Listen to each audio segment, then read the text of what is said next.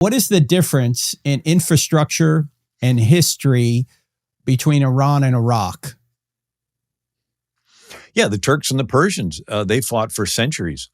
And then again, you had Britain siding with Iran and Germany and France siding with the Turks. And it was, over, first it was over trade, silk and all the other stuff. But then it was, China Silk Road. But then it was over the British East India Company and then eventually oil. Now, Israel is the linchpin that's holding back the caliphate. So if you think of it as a crescent, so the Turkey through the Middle East and Iran to northern Africa in Egypt, it's like a crescent.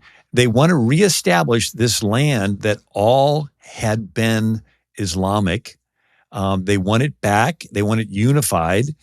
And there's one little country standing in the way, Israel. It's the linchpin holding back the caliphate. 9 million Jews surrounded by 400 million Muslims. Again, the majority of them are happy to be moderate, but the fundamental ones.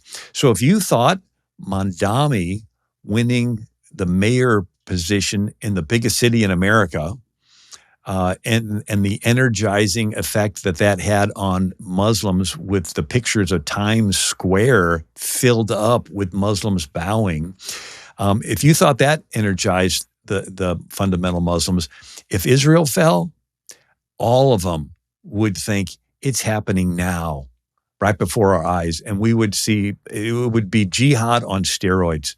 The caliphate is back, they would say. It would be the caliphate's back. This is end times. Let's all jump in. And it would be a global. So instead of Israel being the problem in the Middle East, it's the linchpin holding back the caliphate. And they know it. That's why the Ayatollah said we got to get rid of the little Satan Israel and the big Satan America.